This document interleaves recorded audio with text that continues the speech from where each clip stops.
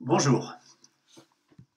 Nous voici donc toujours au cœur de l'initiation, de l'introduction, d'une certaine mesure, à la sociologie, mais centré pour prolonger la présentation et les enjeux et les défis de la méthodologie.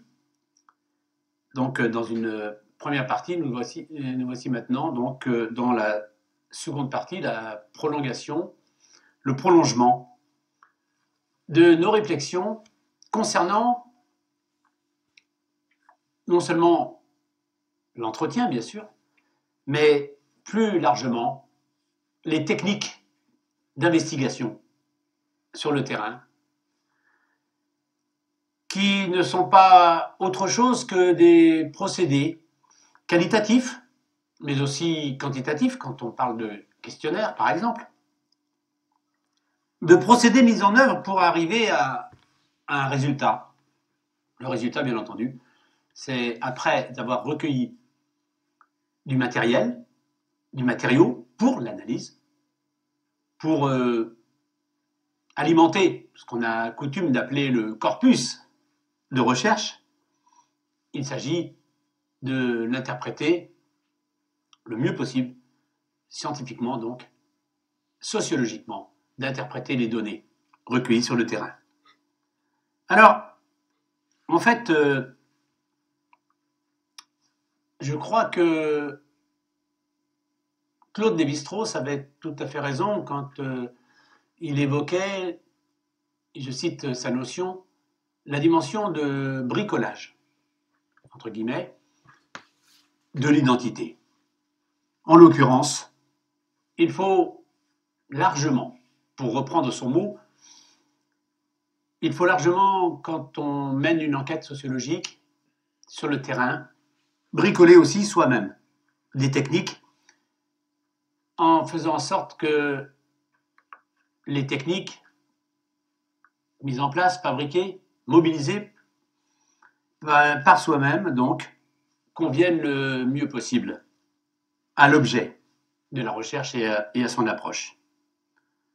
En fait, on peut dire qu'il y a pratiquement autant de problèmes que de techniques. Et j'ai dénombré au moins, et je pense ne pas avoir été exhaustif, plus d'une trentaine, la publication de plus d'une trentaine de manuels de sociologie consacrés précisément à la méthodologie et à l'initiation, à la formation, à la présentation des techniques de recherche. Et donc, des techniques pratiquées bien sûr en sciences humaines et sociales, et singulièrement des techniques qui concernent la sociologie. Et donc notre propos aujourd'hui, comme dans la présentation, eh bien, mon propos ne sera pas, en réalité, de reprendre les manuels et les contenus de ces divers manuels auxquels je vous propose justement de revenir. Et une bibliographie sera effectivement insérée sur votre ou dans votre environnement numérique, donc très prochainement. Alors, par contre, puisque cet enseignement est centré sur une technique en particulier, il s'agit de l'entretien, je ne peux pas ne pas ouvrir cette séquence d'enseignement sans rappeler, fût-ce brièvement, fût-ce allusivement, les techniques mobilisées par les sociologues. Les techniques qui sont largement et habituellement classiquement utilisé, mobilisé par les sociologues. Et donc, je commencerai bien sûr par le questionnaire qui vise en fait comme technique, comme méthode, qui vise d'abord à recueillir des données en vue d'une analyse statistique. Une analyse statistique pour mettre en lumière les relations, pour mettre en lumière des relations entre diverses données sociales. Émile Durkheim, par exemple, dans son magnifique ouvrage, qu'il faut lire, me semble-t-il, parallèlement à l'autre livre intitulé Les règles de la méthode sociologique, Émile Durkheim, dans Le suicide, a établi des corrélations entre suicide et pratiques religieuses. Mais la sociologie ne peut pas se contenter de travailler sur des données recueillies ça et là. Pour progresser, il lui faut effectivement construire toute une série de données, alimenter le corpus, en tentant de faire s'exprimer les acteurs concernés ou leur environnement. Les acteurs et les divers contextes dans lesquels ils vivent. En ce sens, il ne peut absolument pas y avoir de sociologie si l'on ne procède pas à des enquêtes. Et donc, la forme la plus habituelle est l'enquête par questionnaire. L'enquête par questionnaire qui est censée recueillir bien sûr des opinions, mais aussi qui permet de dévoiler des attitudes. Des attitudes sur certains problèmes en les mettant en exergue, en mettant en rapport avec des caractéristiques des populations concernées par le problème. Les caractéristiques des populations considérées comme significatives, l'âge, le sexe, la profession, le lieu d'habitation, etc. Et dans ce cadre, les enquêtés, c'est-à-dire les personnes interrogées, eh bien, doivent être autant que possible représentatives de la population. Représentatives de la population d'enquête qu'on a au préalable, population d'enquête qu'on a sélectionnée. Il s'agit donc d'un échantillon. Attention, ne confondons pas échantillon représentatif de la population, comme par exemple quand on met en œuvre un sondage d'opinion par exemple. Ne confondons pas échantillon représentatif de la population avec échantillon représentatif de la population étudiée, enquêtée, de la population concernée par le fait social ou par les faits sociaux au cœur de la problématique de la recherche. Quelles sont les questions que nous devons poser dans le cadre, par exemple, d'un questionnaire pour obtenir des réponses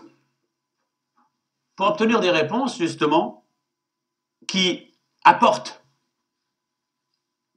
des éléments de compréhension, des éléments d'explication, des éléments d'interprétation de la réalité sociale. En fait, c'est la règle principale du questionnaire. Le chercheur doit avoir, autant que faire se peut, une idée extrêmement précise, très claire, des renseignements, des informations qu'il veut à tout prix recueillir et obtenir Et ces éléments sont évidemment conditionnés, liés au but de la recherche, au but que le chercheur poursuit. Ainsi, dans le questionnaire, comme technique de recueil de matériaux, l'une des principales difficultés est la formulation des questions. La formulation des questions est donc la principale difficulté. Beaucoup, par exemple, parmi les enquêtés, trouvent extrêmement indiscret, en France notamment, quand on leur demande combien ils ont payé telle ou telle chose, payé leur costume, leur voiture, leur téléphone portable, etc. Ou bien à quel âge ils ont eu, par exemple, leur première expérience sexuelle. Il se peut donc que l'enquêteur rencontre dans ce cadre de la résistance, qu'il rencontre de vives résistances, parfois, à propos de certains sujets. Je pense au salaire, le salaire des cadres ou même des patrons, des chefs d'entreprise, etc. Étant entendu que le salaire des fonctionnaires est connu, puisqu'il est officiel et il suffit de cliquer dans les réseaux sociaux pour obtenir les réponses aux questions que l'on se pose en la matière. Bref, la fiabilité du questionnaire dépend de toute une série de facteurs. Et donc, il me semble que ces éléments sont utiles à avoir en tête, sont utiles à connaître, car ces facteurs concernent très souvent aussi la technique qu'on appelle l'entretien, qui est au cœur du présent enseignement. Ainsi, la fiabilité du questionnaire dépend de la rigueur de l'échantillon. Ça dépend donc du profil sociologique des enquêtés qu'on a choisi, qu'on a sélectionné pour l'étude. La fiabilité du questionnaire dépend aussi de la rigueur dans la formulation. La rigueur dans la formulation des questions. Le tutoiement, le vouvoiement, etc. font partie, évidemment, des éléments de réflexion. La rigueur dans la formulation des questions, mais aussi la qualité de la relation, y compris dans un questionnaire, et a fortiori dans une relation enquêteur-enquêté dans le cadre d'un entretien. Mais la relation enquêteur-enquêté sera approfondie un peu plus loin, lors notamment de l'évocation plus approfondie, et peut-être, soit dit en passant, plus concrète, du rapport enquêté lors de l'entretien sociologique. J'ajoute enfin, pour clore avec cette présentation succincte, mais directement liée à la problématique de l'entretien, j'ajoute que le dépouillement du questionnaire dépend d'un nombre incroyable de facteurs. Et justement, le dépouillement du questionnaire recèle de très nombreuses difficultés. Par exemple, les réponses peuvent être inexactes. Les réponses peuvent ne pas être sincères. beaucoup de personnes, parfois, sans le savoir, inventent en s'exprimant, en répondant aux questions. Par exemple, combien gagnez-vous par mois? Certains enquêtés donnent des chiffres largement en dessous de la réalité. D'autres, au contraire, par vanité, des chiffres largement au-dessus de la réalité. Soit qu'on veut donner une très bonne impression, soit parfois, malheureusement, pourrait-on dire, qu'on s'illusionne soi-même. Si, par exemple, des couples répondent qu'ils désirent avoir beaucoup d'enfants, il se peut que ce désir ne soit que platonique. Cependant, des réponses de ce genre ont un sens pour le sociologue. Et même pour l'analyse, pour la compréhension, le sociologue peut en tirer profit. Il cherchera pour quelle cause, pour quelle raison ces enquêtés qui désirent avoir beaucoup d'enfants n'en ont en fait pas ou peu. En comparant les réponses, on discerne ainsi très vite les réponses non sincères. Deuxième série de remarques, et pour une seconde technique mobilisée aussi en sociologie, à savoir maintenant l'observation. Après avoir évoqué le questionnaire, il s'agit maintenant de noter que l'observation est en fait le commencement de toute pratique sociologique. Mais il s'agit d'observer en se dégageant le plus possible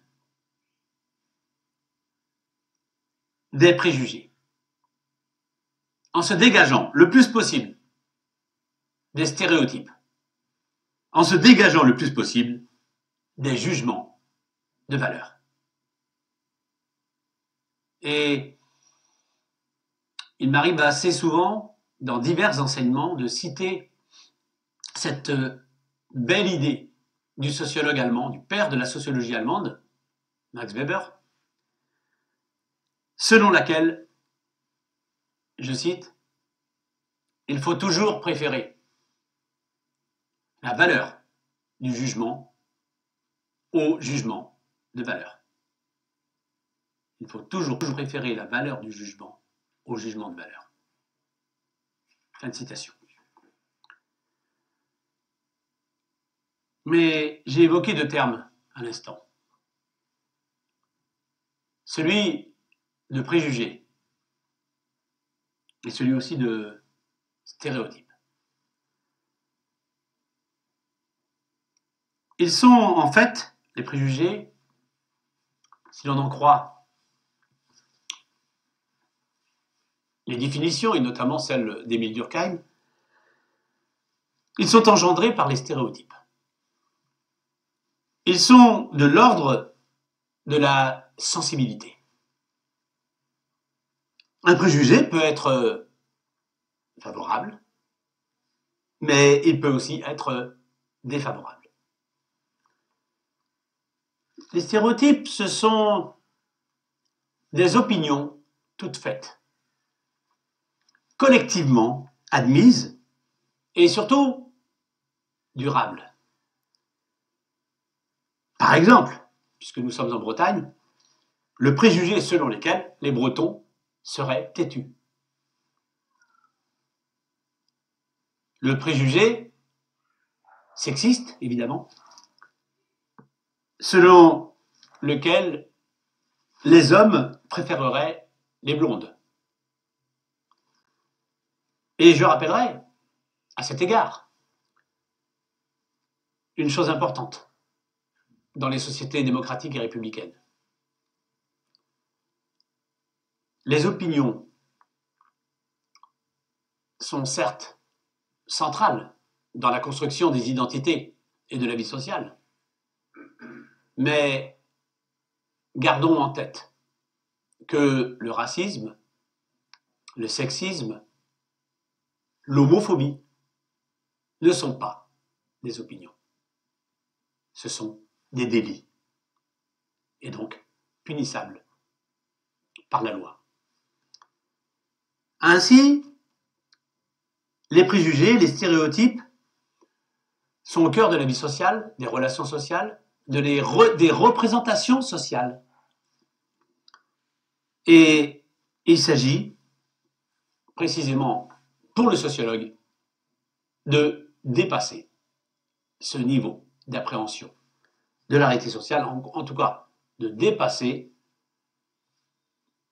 les préjugés, de rompre, comme on le dit aussi en épistémologie, de rompre, après avoir présenté notamment le philosophe Gaston Bachelard dans le Nouvel Esprit scientifique.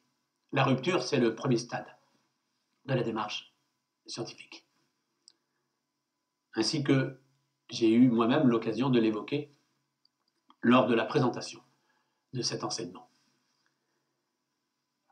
Et donc, l'observation scientifique de la réalité sociale, l'observation sociologique, est toujours une réponse à une question posée. Comment voulez-vous avoir, comment peut-on avoir des réponses à des questions que l'on ne se pose pas, ou à des questions, ou à une question qu'on ne s'est pas posée. Ainsi, l'observation scientifique est toujours une réponse à une question posée par le sociologue, posée par le chercheur. Car, quand on ne sait pas ce que l'on cherche, on ne sait pas ce qu'on y trouve.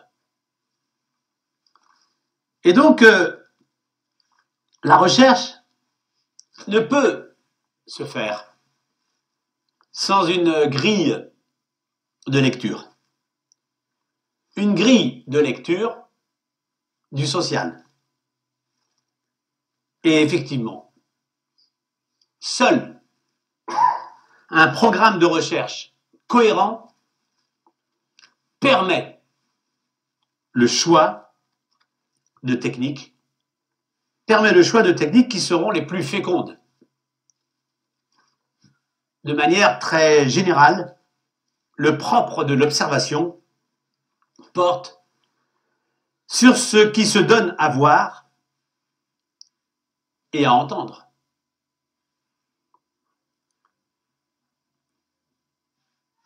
L'observation demande donc une présence réelle et concrète sur le terrain. L'observation n'est jamais, évidemment, neutre.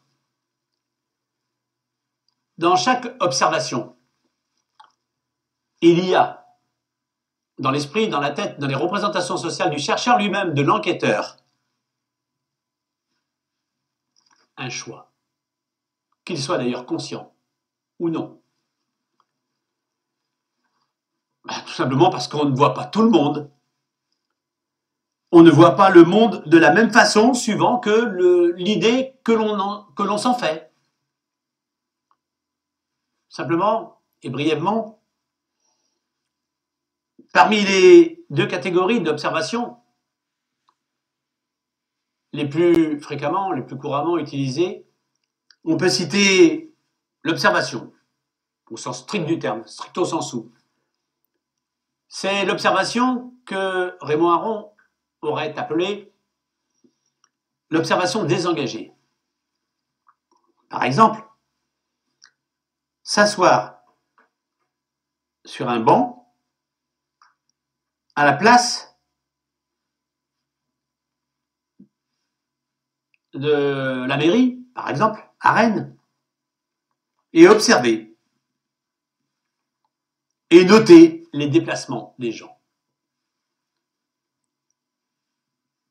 La deuxième observation, l'observation participante, je pense que ces deux mots,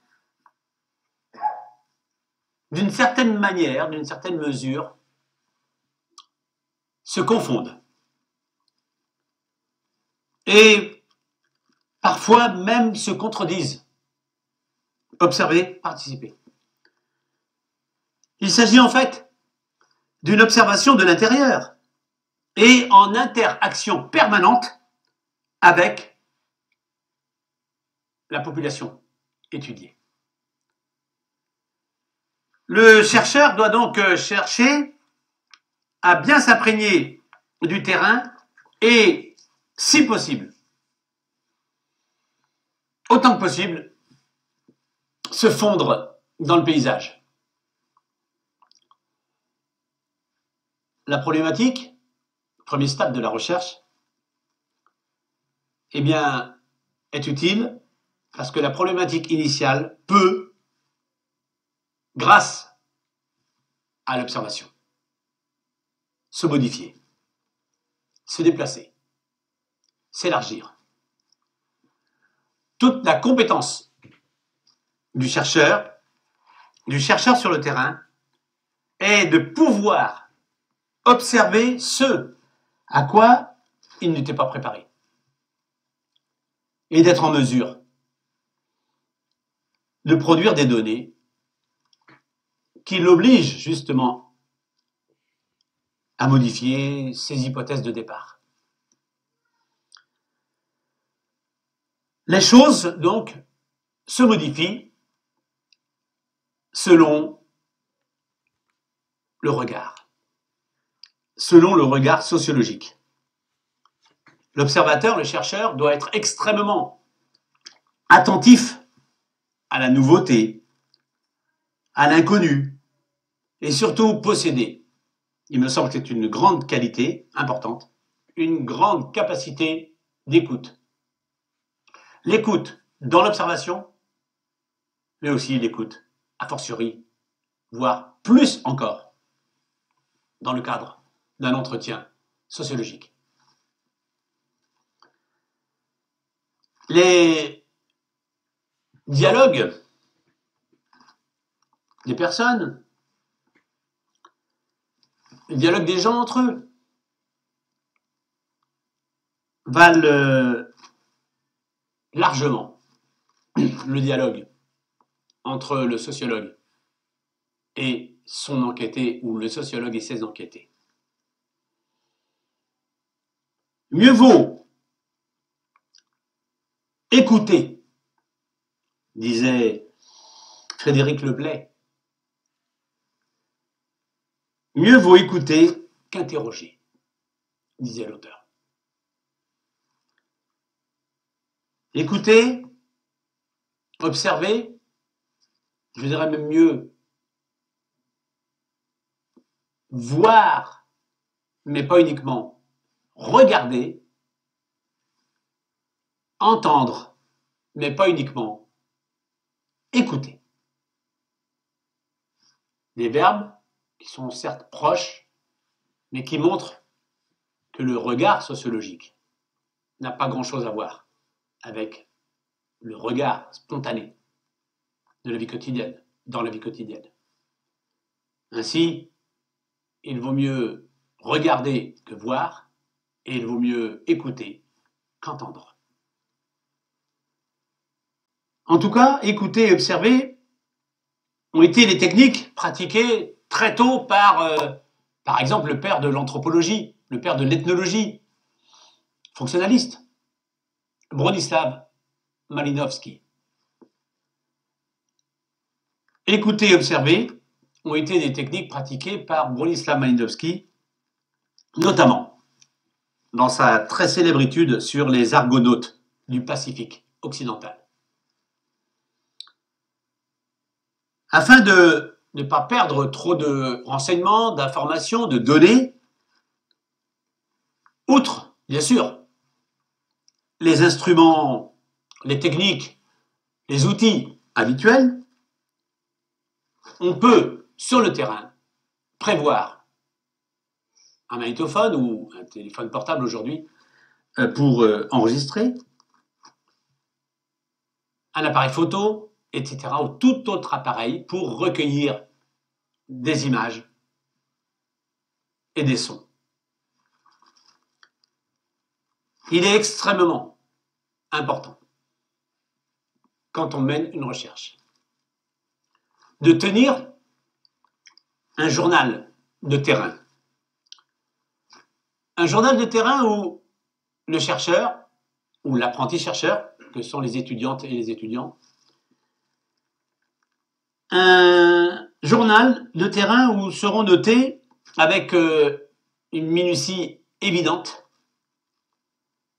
notés et à tout moment, tout ce que l'on observe, tout ce qu'on observe sur le terrain. Des objets autant que des personnes. Tout ce que l'on entend. Tout ce que l'on découvre. Le tout devant prendre place dans la rédaction du rapport, dans la rédaction du mémoire, voire de l'ouvrage.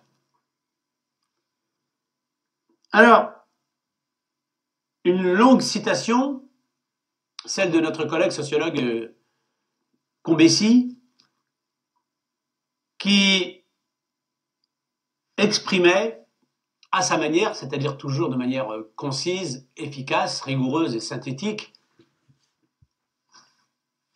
l'idée que je voudrais faire passer concernant justement la méthodologie de recherche en sociologie. Alors, je cite, et c'était en 1996, dans une publication de 1996. Par exemple, si l'on veut observer une situation pédagogique, il faut observer et noter la disposition physique de la salle et son équipement, la place occupée par chaque élève, la relation entre l'ordre d'entrée dans la salle et la place occupée, la présence ou l'absence de conversation, et la nature des activités avant l'ouverture du cours, proprement dit. Les changements induits ou non par la première prise de parole de l'enseignant. Le contenu des interventions en fonction de l'émetteur et du récepteur, etc. Elle se traduira, poursuit l'auteur, par des croquis ou plans de la salle, par l'élaboration de codes commodes pour identifier rapidement les intervenants et leurs attitudes, par l'indication systématique de la durée de chaque séquence. Appliquer la même grille à plusieurs situations pédagogiques est la condition d'une comparaison systématique et renforce bien sûr sa validation. Enfin, le bien sûr, c'est moi qui l'ajoute. Fin de citation. Et c'était donc à la page 23 d'un ouvrage qui sera bien sûr cité, évoqué et présenté sur votre environnement, dans votre environnement numérique. Ainsi, pour prendre la mesure de ce type de technique, il n'est vraiment pas inintéressant de lire ou de relire les nombreuses descriptions que l'on trouve, y compris dans les romans. Personnellement, j'ai un petit faible en la matière, pour Honoré de Balzac, mais aussi pour Émile Zola, qui parviennent, me semble-t-il, à décrire finement, intelligemment, rigoureusement et en même temps humainement les comportements, les mœurs des populations observées.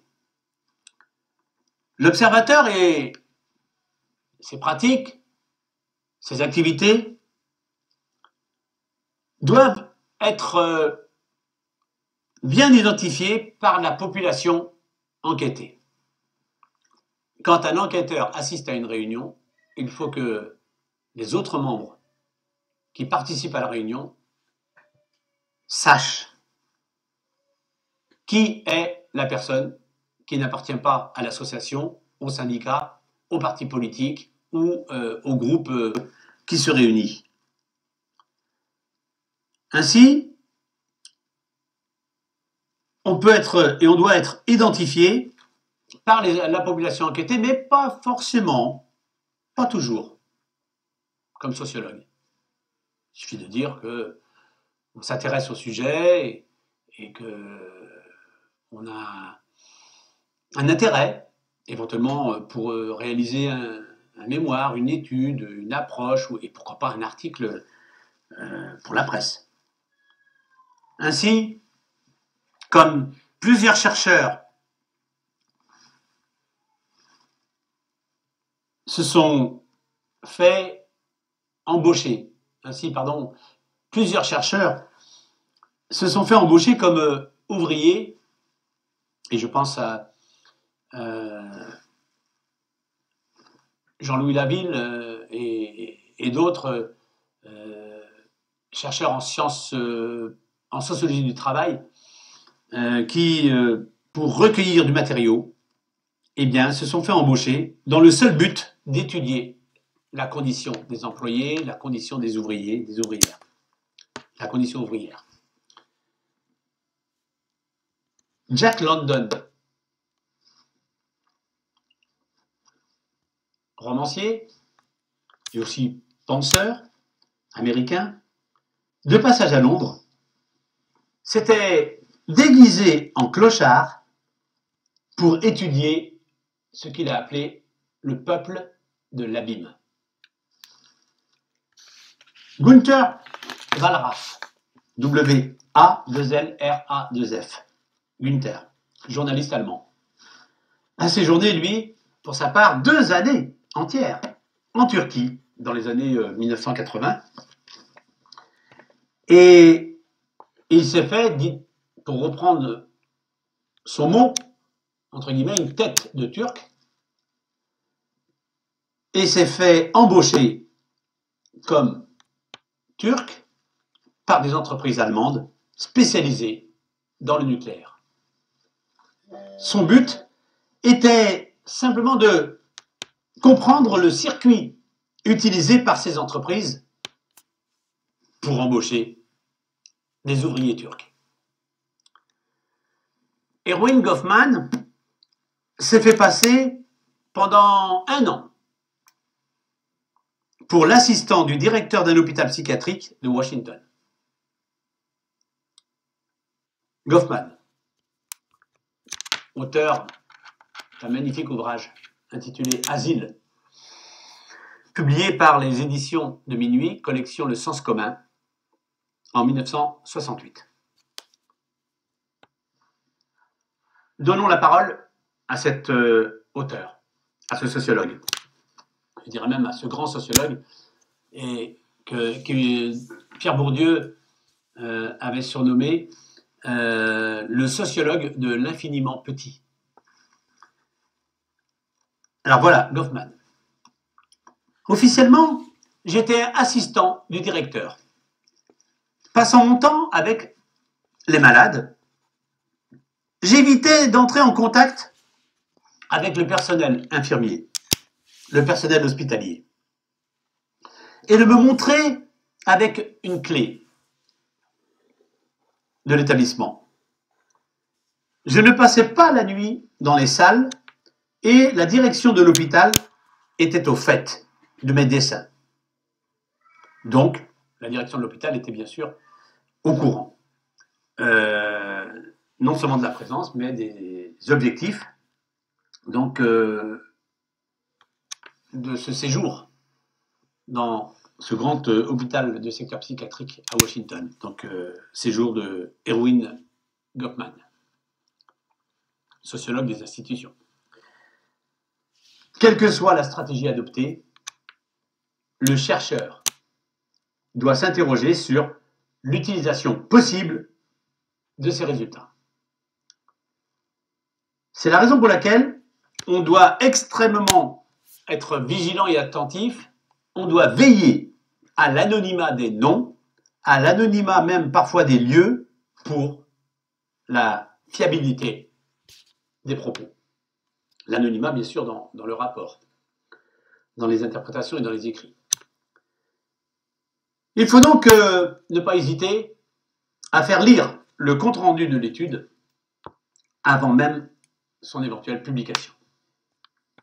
En situation d'observation, à l'évidence, la neutralité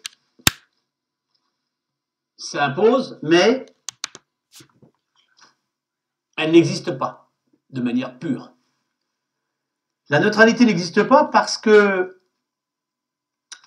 ou plutôt, et c'est pourquoi une vigilance, une attention particulière doit être portée sur la position dans l'espace social, la place dans l'espace social des uns et des autres. On ne dit pas la même chose si on est une fille ou un garçon, un homme, une femme, devant un père ou une mère, devant un copain, dans un bar, dans un bistrot ou dans une salle de cours, etc. Cependant, l'observation de ce qui est familier ne va pas de soi. Et l'accumulation des observations ne fait pas avancer les choses d'un pouce. En tout cas, ne fait pas avancer la connaissance scientifique. Si l'on ne se pose pas de questions. Une observation scientifique doit toujours être une réponse à une question posée par le sociologue, une réponse à une question posée par le chercheur, et d'ailleurs, de fait, n'a de sens, n'a de validité, n'a de légitimité qu'en fonction de son interprétation. Alors, Auguste Comte, que l'on dit être le père du positivisme, avait évoqué justement le point de vue scientifique. Voici ce qu'il disait. Il est désormais évident que du point de vue scientifique, toute observation isolée, entièrement empirique, est essentiellement oiseuse et même radicalement incertaine. La science ne saurait employer que celle qui se rattache, au moins hypothétiquement, à une loi quelconque. C'est une telle liaison qui constitue la principale différence caractéristique entre les observations des savants et celles du vulgaire. Effectivement, la spontanéité nous pousse à poser des questions essentialistes. Et si elle nous conduit à des réponses qu'on peut presque considérer comme téléonomiques, par exemple, pourquoi les oiseaux peuvent voler? C'est parce qu'ils ont des ailes. Il faut savoir que la production d'une connaissance scientifique suppose une rupture. Ce terme a été commenté dès la première séance et redit encore aujourd'hui. La connaissance scientifique suppose une rupture avec cette procédure. C'est-à-dire qu'il faut transformer ce type de question totalement essentialiste en vue d'un système de relations impliquant la construction d'un objet et la formulation d'un problème. En d'autres termes, il faut s'attacher aux caractéristiques des objets et de gens en tant que propriété relationnelle, rapport d'opposition et de similitude entre les gens, entre des problèmes, entre des questions, des attitudes, des discours, ensemble de propriétés pertinentes, effectivement, tout ce qui assigne aux gens, aux populations enquêtées et aux choses aussi une position particulière. C'est donc le moment de l'objectivation. Et donc, il est vrai que le sociologue ne sait jamais, spontanément, ne connaît jamais, n'a jamais accès spontanément à la complexité du monde où il vit. D'où la nécessaire confrontation avec les faits. D'où la nécessaire confrontation avec l'empirie. Et de ce fait, face à cet inconnu, il n'y a pas d'autre moyen que ceux du sens commun, à utiliser comme, entre guillemets, pour reprendre la belle notion du sociologue Cyril Megdish, utiliser des notions révélatrices. Des notions révélatrices. Premier pas dans un processus, justement, de dévoilement de la réalité sociale. Et Pierre Bourdieu, en personne, ne disait-il pas que la sociologie était, pour l'essentiel, une entreprise de dévoilement de la réalité sociale. Mais invoquer le sens commun ne peut être qu'un moment. Les prénotions sont utiles dans la mesure où on les dépasse.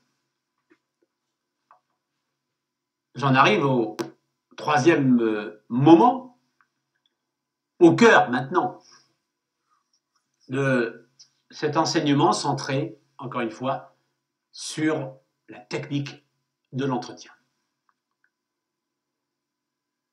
Alors, l'entretien. Comment en parler? Comment définir cette relation un peu curieuse qu'on appelle enquêteur-enquêté, où le ou la sociologue se retrouve dans une situation particulière où il va poser des questions, mais il s'agit bien d'une interrogation, mais jamais d'un interrogatoire, évidemment. Cet entretien est particulier car le chercheur n'est pas un juriste, c'est pas un enquêteur, policier, c'est pas un représentant du pouvoir, d'institutions judiciaires ou d'une institution religieuse, etc. Et ce n'est pas non plus un ami, une amie de l'enquêté. L'enquête par questionnaire présentait, on l'a vu, de très nombreux inconvénients. Par exemple, celui dans ma lecture, où les questions, les items, finalement, prédéterminent les réponses, ou en tout cas en partie. Malgré toutes les précautions prises, les questions prédéterminent en grande partie les réponses des enquêtés. les opinions exprimées ou même les attitudes affirmées dans le cadre de l'entretien peuvent très bien ne pas correspondre au comportement profond de l'enquêté. Le questionnaire est insensible en fait aux caractères multiples et variés, aux caractères divers d'une société locale, comme à la multidimensionnalité sociologique. De même, l'observation, si elle reste un passage effectivement obligé pour construire une bonne enquête, elle est, à elle seule en tout cas, très très insuffisante pour accéder à de nombreuses informations pourtant nécessaires et qui s'imposent pour mener une recherche. Des informations nécessaires à l'étude. Il faut donc avoir recours au savoir, que certains qualifieront peut-être de quasi-sociologique, et au souvenir des gens enquêtés. En plus, les représentations des enquêtés, les représentations des acteurs qu'on dit locaux, sont vraiment un élément indispensable pour toute compréhension du social. Et là, je vous renvoie, pour l'essentiel, à la lecture de l'œuvre, en tout cas des ouvrages, de quelques ouvrages et articles de Max Weber, pour mieux appréhender sa sociologie compréhensive, la sociologie compréhensive de Max Weber. En effet, le point de vue de l'enquêté est très important pour le sociologue. Recitons au passage un instant le fonctionnaliste, l'ethnologue fonctionnaliste polonais, d'origine polonaise, et même polonais, Bronisław Malinowski. Le but de l'ethnologue est de saisir le point de vue de l'indigène, ses rapports avec la vie, de comprendre sa vision du monde. Il me semble qu'à ce stade, il s'agit maintenant de rappeler que l'enquête sociologique, à travers l'évocation, l'apprentissage, l'initiation à l'entretien, est non seulement une nécessité évidente, mais est un moyen, justement, de distinguer deux types d'enseignement. L'enseignement socioculturel et l'enseignement de la sociologie, comme science des sociétés et des faits sociaux. Alors, l'entretien, une définition, parmi d'autres, que l'on retrouve dans la plupart des manuels ou dans les écrits publiés dans les réseaux sociaux. L'entretien est une situation de communication orale. L'un est l'enquêteur et l'autre l'enquêté. Plus rarement un groupe. Les données recueillies sont essentiellement des opinions, des motivations, c'est-à-dire des informations qualitatives. Il est souvent choisi, donc l'entretien, pour compléter une enquête par questionnaire. Ainsi, il existe très classiquement 3 types d'entretien. L'entretien non directif, l'entretien directif et enfin l'entretien semi-directif. Le premier, l'entretien non directif, repose sur une liberté totale de l'enquêté, une expression libre. Sur son expression libre à partir d'un thème, bien sûr, proposé par le chercheur. Le sociologue se contente alors de suivre et de noter la pensée, le discours de l'enquêté. Et ce, sans poser de questions. L'entretien directif, eh bien, ce type d'entretien s'apparente sensiblement au questionnaire, à la différence que la transmission se fait verbalement plutôt que par écrit.